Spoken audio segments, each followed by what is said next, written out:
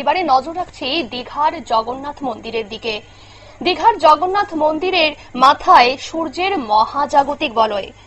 তবে কি জন্মাষ্টমীর আগেই মহাপ্রভুর আশীর্বাদ, এমনটাই কি মনে করছেন ভক্তরা? উপস্থিত কিন্তু ভক্তদের মনে। এ নিয়ে বিস্তারিত যাব। টেলিফোন লাইনে যুক্ত হয়ে গেছে প্রতিনিধি শেখ মনিরুল। মনিরুল, কি জানতে পারছো? দেখো, সকাল 11:30 দীঘার জগন্নাথ ধাম মন্দিরের মাথায় ফুটে ওঠে মহাজাগতিক বলয়। সূর্যকে ঘিরে বৃত্তাকার বলয় যেন স্বর্গীয় দৃশ্য, এমনটাই মনে করছেন ভক্তরা। দীঘার মন্দিরে দেখতে পাওয়া সূর্যের চারিদিকে বৃত্তাকার বলয়টি এক ধরনের রামধনু, এমনটাই জানিয়েছেন মহাকাশ গবেষণাকারীরা।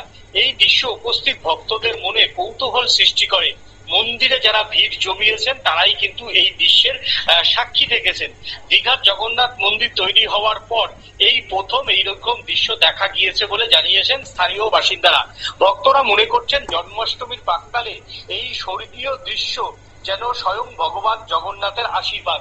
বিজ্ঞানীরা অবশ্য জানাচ্ছেন সূর্যের চারপাশে বৃত্তাকার রামধনুর মতো যে আলোক রশ্মি দেখা যায় তাকে সূর্যের আলোক মণ্ডল বা হ্যালোরিং বলা হয়। তো এই রকম কেন হয় তাও জানিয়েছেন বিজ্ঞানীরা। সাধারণত মেঘলা আবহাওয়ায় মেঘে জমে থাকা বরফের কণাগুলির মধ্য দিয়ে আলো যাওয়ার ফলে প্রতিফল ও প্রতিসরণের জেরে বিভিন্ন দিকে বেয়ে যায়, তৈরি হয় বৃত্তাকার বলয়। এই রকম বলয় আজ তৈরি হয় দীঘার জগন্নাথ মন্দিরে, জানিয়ে ভক্তদের মধ্যে তুমুল উত্তেজনা। শুক্রবার থেকে লম্বা উইকেন্ড পেতে চলেছে দেশ। এই দিনগুলিতে দীঘার সমুদ্র সৈকতেও জগন্নাথ মন্দিরে ভক্তদের ভিড় বাড়বে বলে মনে হচ্ছে। এই বলয় দেখা যাওয়ার পরই সামাজিক মাধ্যমে পোস্ট করেছেন বাংলার মুখ্যমন্ত্রী মমতা বন্দ্যোপাধ্যায়। তিনিও সামাজিক মাধ্যমে লিখেছেন, দীঘার জগন্নাথ ধামে প্রভু শ্রীকৃষ্ণের আগমনের বার্তা দিয়ে এলো রামধনুর আলোকবৃত্ত।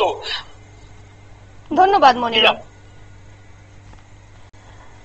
আমরা শুনে নিলাম, অর্থাৎ দীঘার জগন্নাথ ধাম মন্দিরের মাথায় ফুটে ওঠে এই মহাজাগতিক বলয়। সূর্যকে ঘিরে বৃত্তাকার বলয় যেন স্বর্গীয় দৃশ্য, এমনটাই মনে করছেন ভক্তরা।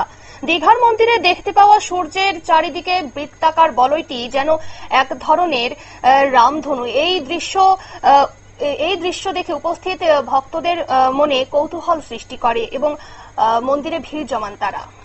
নিয়ে নিচ্ছে ছোট্ট একটি বিজ্ঞাপন বিরতি, সঙ্গে থাকুন।